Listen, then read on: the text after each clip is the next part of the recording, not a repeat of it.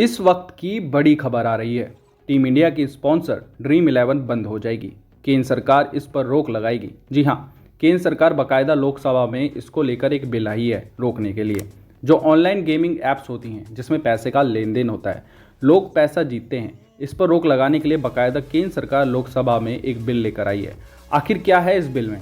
अगर ये बिल राज्यसभा से पास हो गया तो ड्रीम 11 जैसी बहुत सारी जो कंपनियां वो हिंदुस्तान में बंद हो जाएंगी। ड्रीम 11 इंडिया में बंद हो जाएगा, जो टीम इंडिया के स्पॉन्सर है। ड्रीम 11 जो जाहिर सी बात है वहाँ से भी उसको फिर हटना ही पड़ेगा। क्या है इस बिल में, क्यों आ रहा है ये बिल, इसके पीछे सरकार की क्या सोच है, यह मैं आपको बताता हूँ। दरअसल ये जितने भी फैंटेसी स्पोर्ट्स हैं जैसे ड्रीम 11, रम्मी, पोकर, ये सब बंद हो सकते हैं। 22 अगस्त यानी आज लोकसभा में promotion and regulation of online gaming bill 2025 पास हो गया है। ये बिल ऑनलाइन गेमिंग को रेगुलेट करने और रियल मनी गेम्स पर रोक लगाने के लिए है।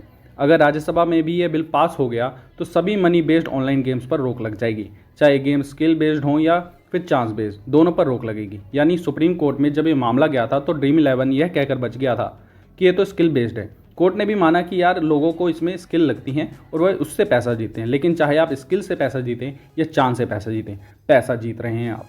ऑनलाइन आपकी एप्लीकेशन है, उसमें आप पैसा लगा रहे हैं तो सरकार पर इस पर रोक लगाने की आज़ादी है, इसको नहीं चलने देगी।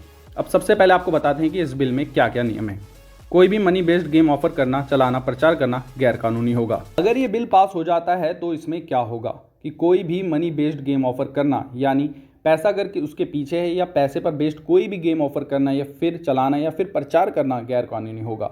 हिंदुस्तान में ऑनलाइन गेम खेलने वालों को कोई सज़ा नहीं है। अगर कोई रियल मनी गेम ऑफर करता है या उसका प्रचार करता है तो उसे 3 साल तक की जेल और 1 करोड़ तक का जुर्माना हो सकता है। वहीं विज्ञापन चलाने वालों को 2 साल की जेल और 50 लाख तक का जुर्माना हो सकता है। एक खास अथॉरिटी बनाई जाएगी जो गेमिंग इंडस्ट्री को रेगुलेट करेगी, गेम्स को रजिस्टर करेगी, यह तय करेगी कि कौन सा गेम रियल मनी गेम है।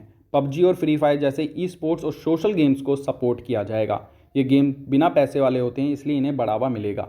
सरकार का कहना है कि मनी बेस्ड ऑनलाइन गेमिंग की वजह से लोगों को मानसिक और आर्थिक नुकसान हो रहा है। कुछ लोग गेमिंग की लत में इतना डूब गए हैं कि उन्होंने अपनी ज़िंदगी की बचत तक हार गए हैं और कुछ मामलों में आत्महत्या तक की खबरें सामने आती रहती हैं। इसके अलावा मनी लॉन्ड्रिंग और नेशनल सिक्योरिटी को लेकर भी चिंताएं हैं। सरकार इसे रोकने के लिए सख्त कदम उठाना चाहती है।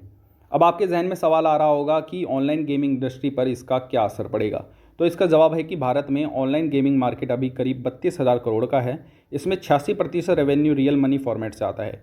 2029 तक इसके करीब 80 करोड़ तक पहुंचने की उम्मीद थी, लेकिन इस बैन में ड्रीम 11 जैसी कंपनियां मुश्किल में पड़ सकती हैं। इंडस्ट्री के लोग कह रहे हैं कि सरकार के इस कदम से 2 लाख नौकरी खतरे में पड़ सकती हैं। सरकार को हर साल करोड़ों रुपए के टैक्स का भी नुकसान हो सकता है, लेकिन सरकार कह रही है कोई बात नहीं, हमें टैक्स का नुकसान हो लेकिन लोगों का नुकसान नहीं होना चाहिए। उन्हें जो आर्थिक नुकसान हो रहा है हमें उन्हें उनसे बचाना चाहिए। मानसिक नुकसान हो रहा है, हमें लोगों को उससे भी बचाना है। तो ये एक बहुत बड़ी झटके वाली खबर है उन लोगों के लिए जो ड्रीम 11, माई सर्कल, जितने भी फैंटेसी स्पोर्ट्स की एप्लीकेशंस में अपने पैसे लगाते हैं, गेम्स खेलते हैं, अपना दिमाग लगाते हैं, पैसा भी लगाते हैं, पैसा जीतते भी हैं। और बहुत सारे लोग ऐसे लोग हैं इसमें बहुत अच्छा खेलते हैं, जिनकी स्किल वाइज इतनी अच्छी है कि उन्हें हर महीने लाखों की कमाई इससे हो जाती है। उन सब के लिए बहुत झटके वाली खबर है। अगर ये बिल लोकसभा में पास हो गया, अगर ये राज्यसभा में भी पास हो जाता है और कानून बन जाता है, तब फिर ये बैन प्रक्रिया शुरू हो जाएगी।